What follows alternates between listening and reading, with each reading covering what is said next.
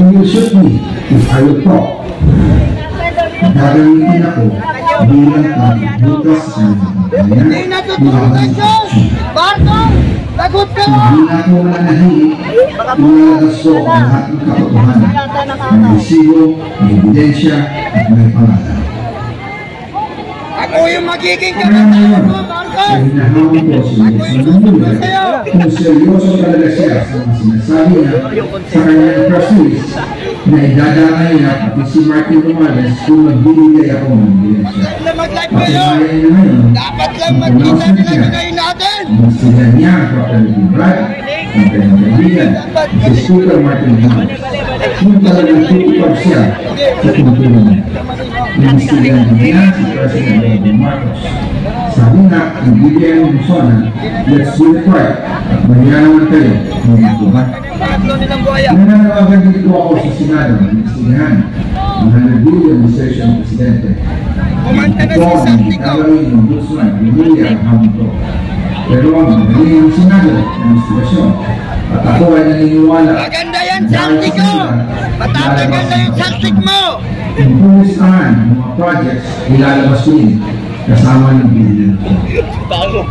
Dahil dito, mas lalong dalanin ang papaya na kaso sa akin. Ang ginagamit ng administrasyon ng buong resources ng bansa para tumahimik ako. Para masira ang aking kredibilidad. Darami din ang banta sa buhay ko at ng aking pamilya. March 2025 pa lang, si Speaker ay nagpaparinig na sa akin sa aming meeting that he will shoot me. Martin Romualdez! Kaya ka talaga! Sabihin sa akin, in a phone call na, don't come home, we will take care of you. Tumawag ulit si Speaker Martin.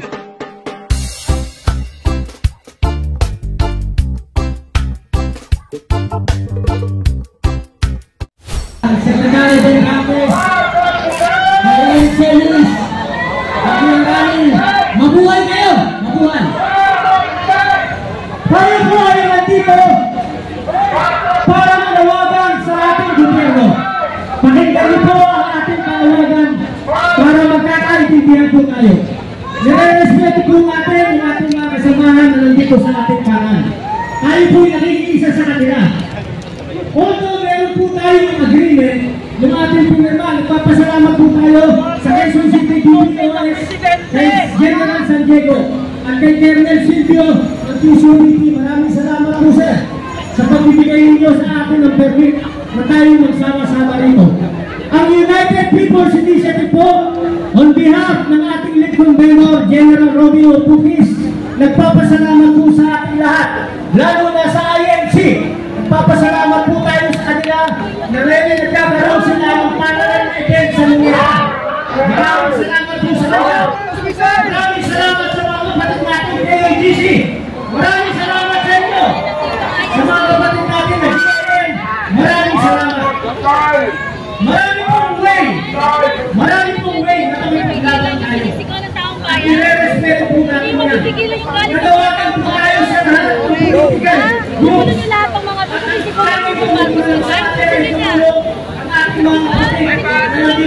Papasalamat kayo kaya Secretary maraming salamat sa tulong sir. Maraming salamat sa ating mga grupo kayo sa kapitiman. Maraming salamat sister kay Cindy at sa lahat ng tropa ng Pilipinas, kay General Tita, kay General Benito Garcia, General Summel. Maraming salamat sa kanyang lahat kaya tayo nandito. Ang hirap po na pagkain sa Marcos, Presidenting Bogok! napakahirap! Napakahirap! Ang mga pulis na nandito, hindi natin sila kawan. Si Marcos. Nakampi natin sila. Kaya ang ginawa ng United People's Initiative, 4 na araw kami, 4 na beses ipag-meeting sa kanila para may sagot tuparin ito. Ang Alposas of the Philippines, United People's Initiative lang ang nakipagharap sa kanila. Face to face. Para pagbitiin lahat ng problema na mayroon sa bansa natin. Ulitin ko, napakahirap i-invite ang bansa ito. Dahil may nalaban against sa katiwalian na rin ang pamamaraan at kare-respect natin yan. Nire-respect natin yan. Mga ito, marami pang para sa atin. Lahat na bibigyan ng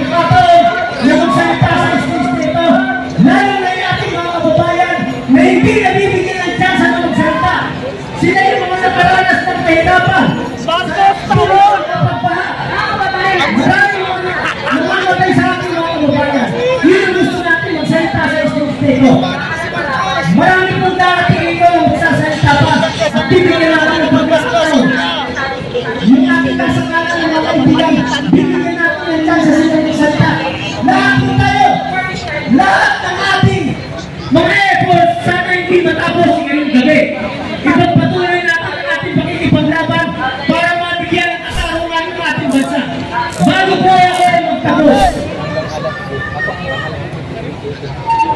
Kulang na lang po sa isang mamamayang Pilipino ordinaryo na nagpatayan ng pamilya ang pumatay din. Pero hindi natin ginagawa. Tayo mga naapi, tayo ang sumusunod sa batas. Pero yung naapi, sila ang tumapali sa batas. Sa ating mga kapulisan, sana i-open ninyo ang inyong damdamin, ang inyong kaisipan, dahil kabilang sa nakihinap sa bansa ito ay ang inyong mga pamilya. Sa ating mga kasundaluhan, meron sa ating mga kasundaluhan, kailangan magsama-sama tayo para matapos na ang laban na ito. Kailangan natin ng accountabilities. Kailangan may maparusahan. Hindi po masapat ang nangyayari sa ulo. Kailangan mo mag-imbestigahan. Ulit ito. Kailangan mo mag-imbestigahan. Mas malakas. Hindi na!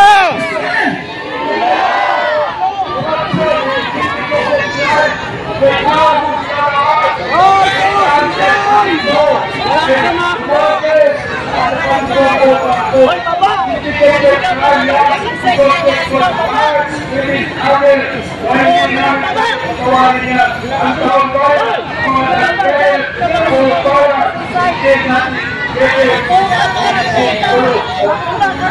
Well taken yan, kapatid. Napakinggan natin yung panawagan. Katotohanan yun. So, tatapusin ko na ang ating katalumpate. Magkaroon tayo ng pagkakaisa. Hintayin natin ang mga kasama. Dito na tayo matutulog. Hindi tayo alis. Ano sigaw mo? Yes. Sabi sigaw mo! United People's Initiative. Ano sigaw mo? Naiintindihan ko po na po sa atin ang galit na galit ngayon. Kaya, bibigyan kita ng 1 minuto. Magsalita ka na. Ngayon na. Go!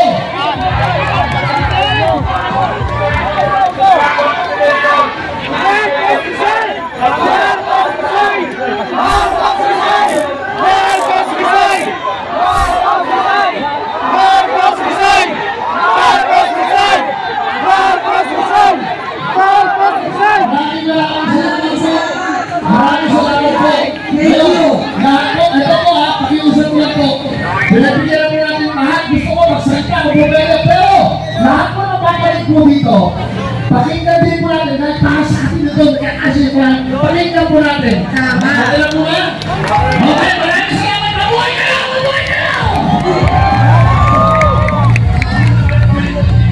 Yes.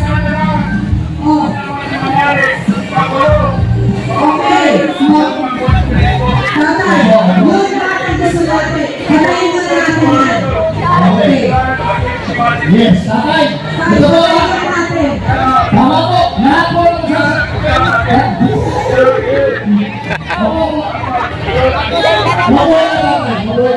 Naiintindihan ko, marami lahat tayo galit. Lahat tayo galit. Pero hindi natin isa-isa lang magsalita. Thank you very much, tatay. Thank you very much. Maraming salamat, tatay. Thank you. Thank you, kid. Okay. Maraming salamat po sa United People's Initiative sa inyong salita na bibigyan lakas at pagkasa sa ating lahat. Ang mensahe ay paalala na daan ay hindi nasusukat sa rango o titulo, kundi sa katapatan ng bayan. Mga kapatid, ngayong araw, sinisimulan natin ang hakbang tungo sa bansang tapat. May malasakit at may kalalabutan.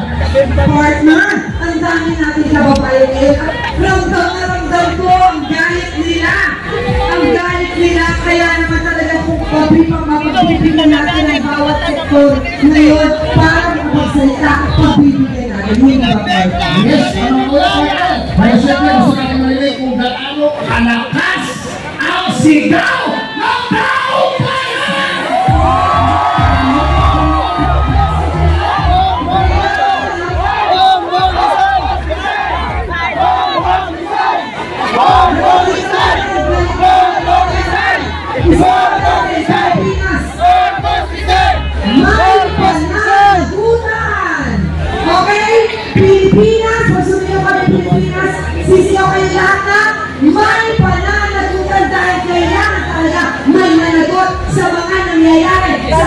ngayon. Ate, huwag natin patagalin! Pag sila kami ang Pilipinas, sisigaw na, may pananagutan at eksakto na.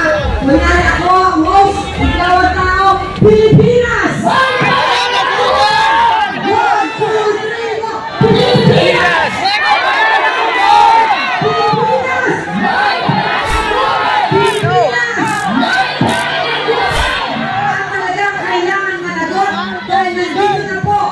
Part 3 ni Zadie Go. Panoorin natin kung ano ang pasabog niya. Wala! Mantala! Part 3. Utang mo na! Nag-deliver papunta sa bahay. Nagkahulog Agad ka na ba yan? Kumantala yung pangatlo mo! Mag-insert kung pasok ng Nag-deliver work of project sa bahay namin. Wala na! Wala na! Hindi ako makapay bago ko nalabas ang lahat. Ginawa ko lang ito sa akin. Pero ngayon, May makukulo na! nakapin ang lahat. Ginagamit ng administrasyon ang buong resources ng bansa para tumahimik ako. But he will shoot me if I will talk. Gagamitin ako bilang pagbukas sa kanya. Hindi natutulungan yun! Barto! Lagot ka mo! Hindi na ako manahimik, ilalabas ko ang lahat ng katotohanan. May resibo, may ebidensya, at may pangalan. Ako yung magiging Kaya kamatay ngayon, mo, Barto! ay hinahamon ko si Luis Manula kung seryoso talaga siya sa mga sinasabi niya sa kanyang press release na idadamay niya pati si Martin Romualdez kung magbibigay ako ng ebidensya. Na mag-live kayo! Patunayan niya ngayon, Dapat lang magkita nila ngayon natin! sila niya ang Dr. Brad, ang kanyang kaibigan, si Speaker Martin Romualdez.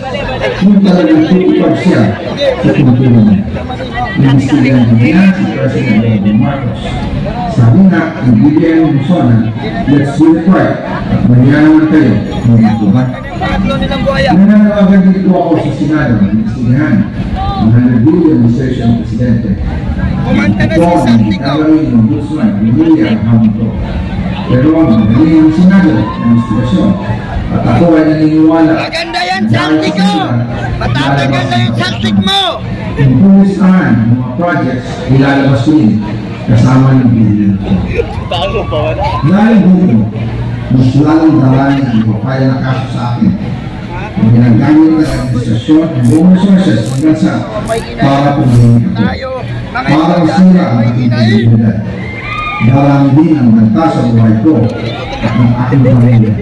March 2025 pa lang, si Speaker ay nagpaparinig na sa akin sa aming meeting that he will shoot me. Ang awak I ka, will talk. Martin Romualdez! Kaya Pagkatapos ka niya talaga! sabihin sa akin, pinatong ko na, don't come home, we will take care of you. Tumawag ulit si Speaker Martin at sinabihan niya ako, nagpatulungan niya ako with the news. Kasi, they might hire someone to do a robot on me or hire the police to kill me while in jail. Una pa lang ito sa mga gusto kong tumulungan. Marami pa akong gagawin sa liwanag. Siya na dito, ang kay Henry Alcantara, ng Police Boys, ang sinasabi nilang halaga sa ICI ay 21 billion. Hindi po totoo na. Ang totoong numero ay 56 billion pesos. At kung itong halaga na yan, ay kay Pangulong Bongbong Marcos, Martin Romualdez na punta lahat. Nilalabas ko po ang buong detalye ang darating ng mga araw. Kaunting pasensya pa po. Sana po ay hindi nila ako mapatay bago ko may labas ng lahat. Sa inyong lahat, Ilabas mo na! lalo na sa aking pamilya. Tapos puso akong humihingi ng paumanhin. Sabi ko, parang silayas ka yata! Kakapal talagang na nakaupo sa gobyerno. Makapal, korupsyon. Wala silayas yan! Ito ang pera sa akin para i-deliver ni Speaker Martin Romualdez sa Pangulong Marcos. Salamat. Formahan mo palang Santico! Sa security guard na lang kami magsumbong! Naka-